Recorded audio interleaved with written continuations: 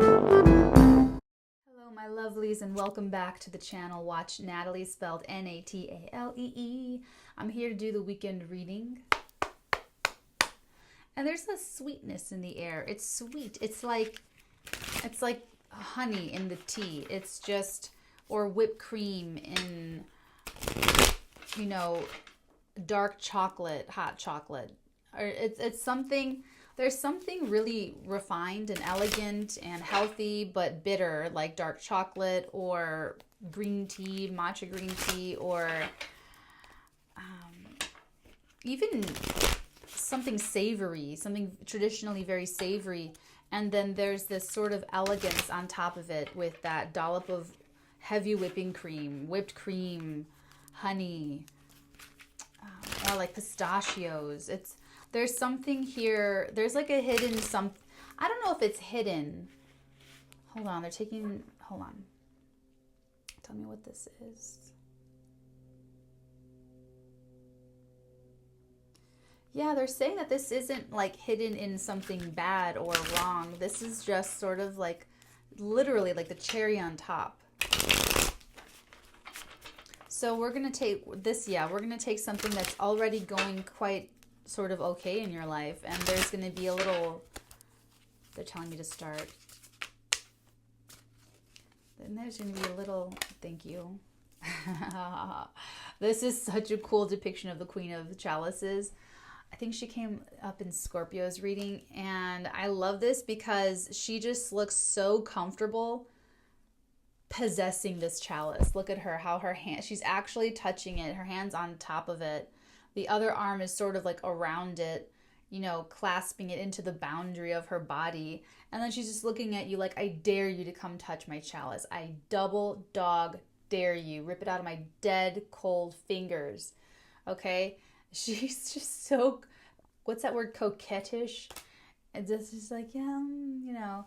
But, you know, we all know that sort of Cancerian caress can turn into the claws very quickly. So this is a thing that's already going well for you. It's something that you are emotionally invested in. And not even to say that it's a moving or that it has to be this big wonderful freaking thing. It's just something that you like. It's endearing. You like it. It's going well. Even if it's not, like I said, even if it's not moving, and, you know, because we're not getting movement energy, we're just getting the emotional content. And it's the first card out, strongest energy of the reading. So this is definitely something that is emotionally satisfying to you right now. And it has your heart right now. It's in your heart space right now. Could be a person as well. Okay, what's this guy? Oh. Gonna show you. Look at that. Wheel of Fortune. I'm taking that top card. And it's what this, oh my God, that's a big cherry. This is a big cherry on top. This is the whipped cream. This is the honey. This is a major turn for something that's already pretty sweet. There's something that already has your heart that you already want or that you already have. Something that's already pretty sweet. And then this Wheel of Fortune coming in, things just take a whole different turn. Out of your control, too. It's out of your control. This can come through another person, or this can come through circumstance.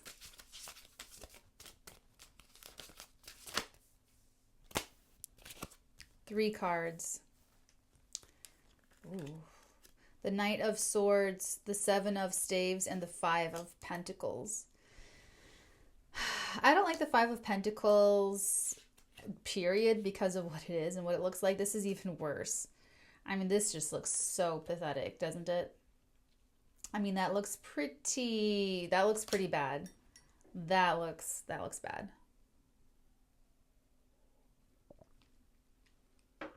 That is not a good look. That is not a good look. And the church right behind them too. Tisk, tisk, tisk. I love this Knight of Swords though. Look at how fast this looks. The speed. I like that. Okay. So here we have the Knight, the 7, and the 5. This is really interesting because this is a very swift rejection. You're actually going to reject this icing on the cake, this cherry on top. This is an avenue to go down, this Wheel of Fortune. Totally turning it in. Totally, it could take this thing that is so endearing to you, take it in a whole new direction. Maybe even make it extremely successful. However, the Seven of Staves. This is you advocate. This is like a hot card. This shows up. This is advocating for what you need. It's advocating for what you are actually entitled to. Okay? So this is you before you take a job saying, this is what I need in order to continue making money for you. If you're going for a promotion, this is what I need to do the job. In a relationship, this is what I need to be in a committed relationship with you now. If I don't get my needs met, I cannot be expected to produce what I want to produce, what I'm saying that I'm going to produce. So it's almost like this Wheel of Fortune happens. There's this offer comes in, this opportunity shows up. You are saying, well, that's great. That's beautiful. That's perfect. I would love to take this thing to the next level. This is what we need to do that. I need this, and I need this. Oh, but Five of Pentacles, there's not enough. There's not enough. You can't meet me in the middle here. There's no, oh, okay. Well,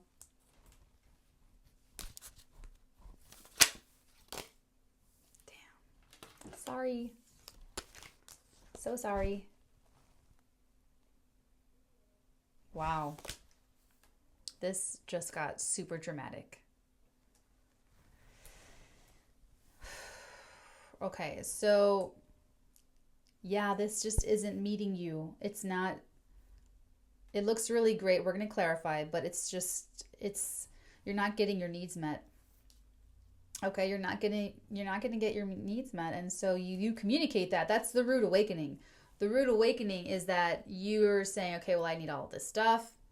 Five of Pentacles, it's just not there though. It's just not there.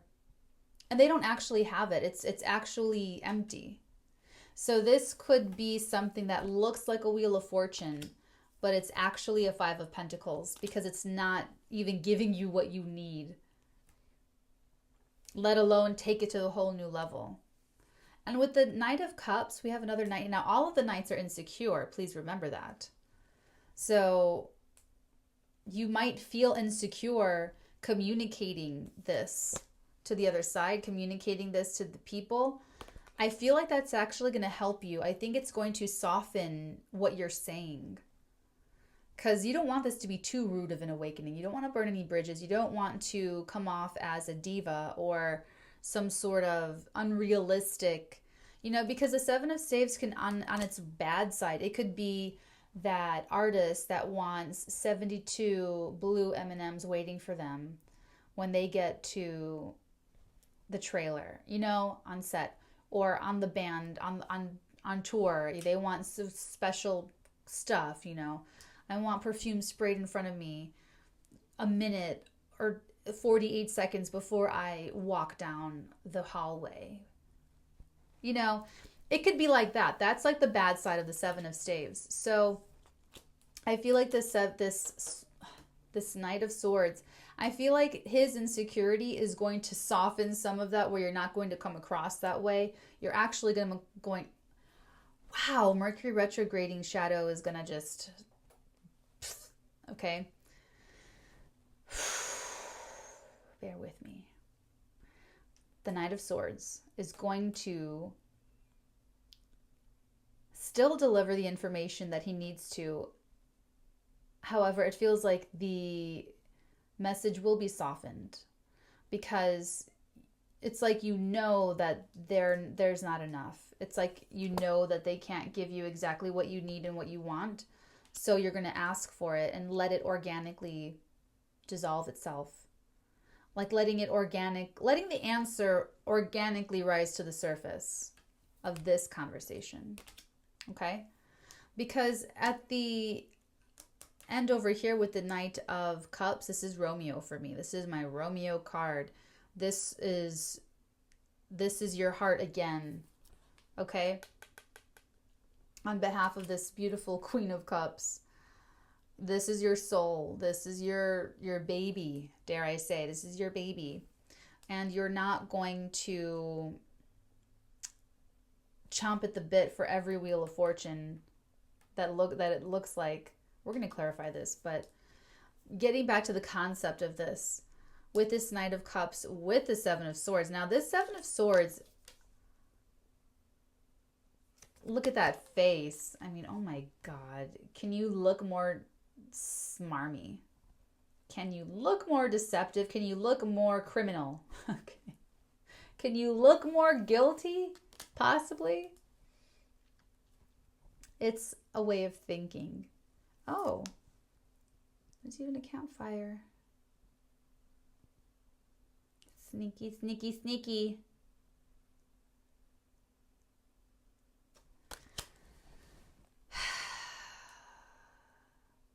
You're going to be satisfied because you're coming out of this, not sneaky.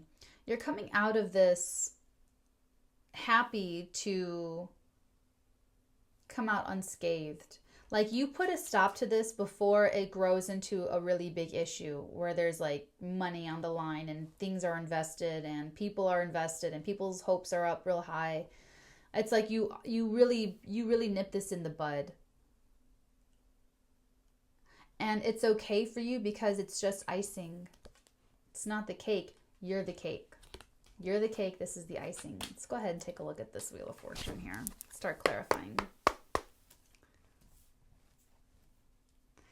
And here's the funny thing, though, is that you can still taste it, even if it's not going to go or not going to happen. You still are so happy and flattered. I'm getting flattered above all else. You're really happy. You're really happy that an opportunity came through. You're happy that a person showed interest. You're happy. You're just happy about it. You really are.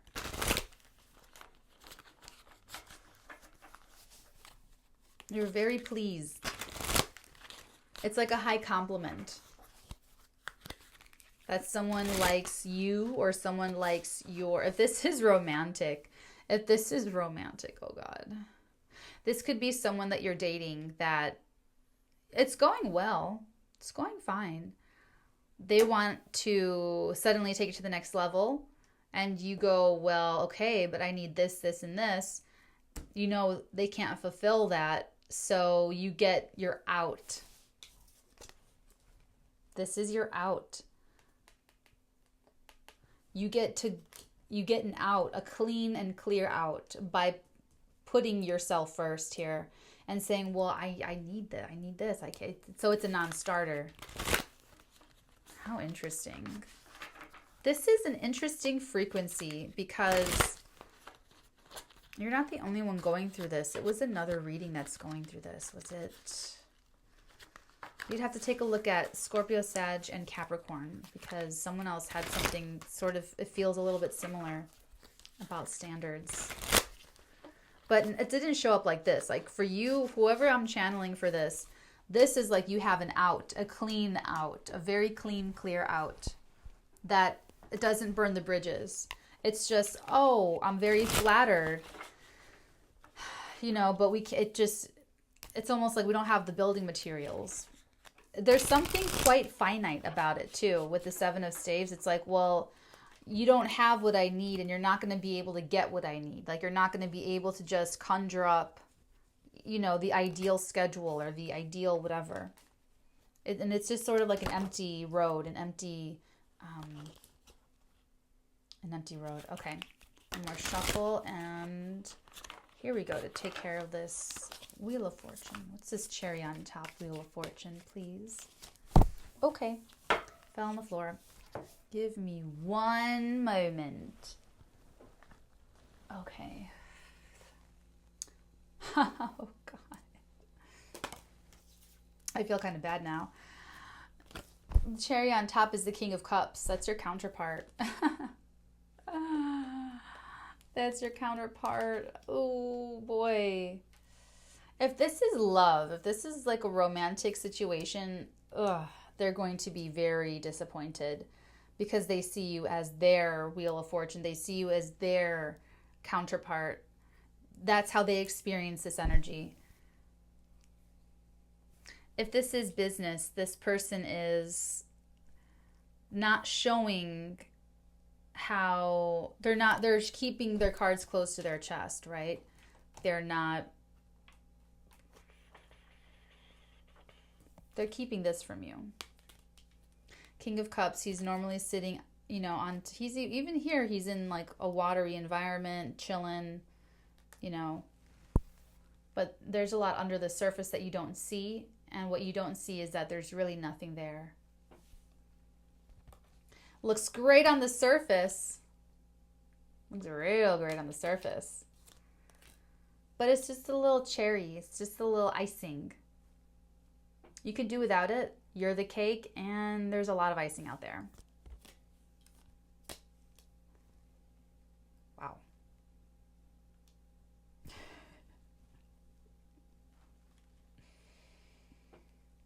Do we need more? I feel like this story is like totally done. I feel like it just... Okay, well, that's it. Yeah, this King of Cups doesn't have to be a Scorpio, Cancer, or Pisces. They could be channeling this energy, but they're going to make it look like they have more. They are more. They can do more. However, it's up to you. It's your responsibility to communicate what your needs are. Okay? That's you communicating what your needs are, and then kind of, well, there's nowhere to go from there. Like, these are my needs. You could even be conveying that you don't have anything to give. Like, you are empty. You could even say, listen, I need all this stuff. I don't have anything to give to you. You can even put that spin on it. Some of you could even be saying that to this King of Cups character. Like, I don't have anything to give to you, honey. I need to be invested in or something. I can't be investing into other people. I have my own stuff going on. Because there's something going well for you. And this is like you're on this path of feeling your way through. You're using your intuition. You're on a specific path of your heart. And so every little thing that kind of angles to your heart and like ding, you know, from a little ding kind of touches your heart to a trigger like, or something that just guts you or pulls you, you know, you're being like this. Your heart is what's being protected here. And so there is something else. It could be a child. It could be an artistic project. It could be your job, your career, your identity in the world. It could be your love itself. It's something that you do hold dear and precious. And so there is no other room for anything that's not that vibration. So if this person is looking to be less than what they're trying to show you that they are, and you find that out through communicating to them your needs and not your expectations, like what you expect in someone else. It's like you take the other side completely out of it. You say, listen, for anyone, for any business, for any company that I collaborate with, this is what I need. And so that becomes very clear. Like, okay, there's this, you get to move on. That's why you get your out. You get to move on without being blamed, without being the evil one or being the bad guy, without being the bad guy, because this is sort of across the board for you. It's across the board. It's you know, it's policy. It's policy. Okay, let's go ahead and get Moonology.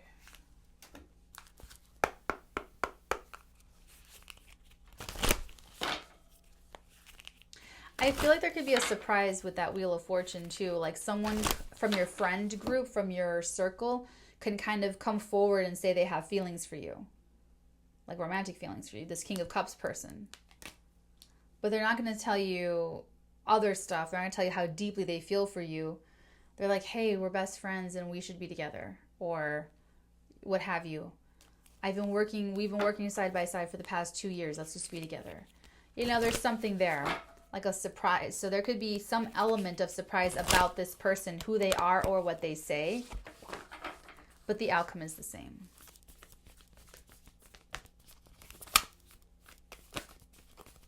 but I'm really getting this out, a clear, easy out.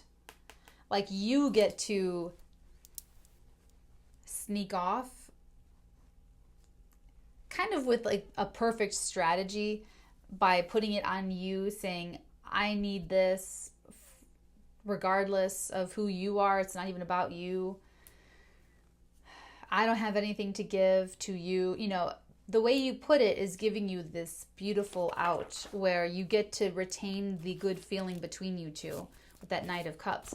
But it's just a night between you two, the Knight of Cups. It's just geniality. It's, did I say that right?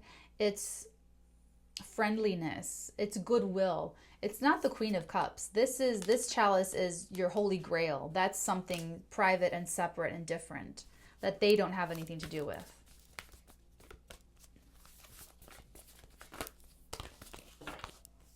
The energy is gaining momentum, waxing moon energy. We are actually in waxing moon energy.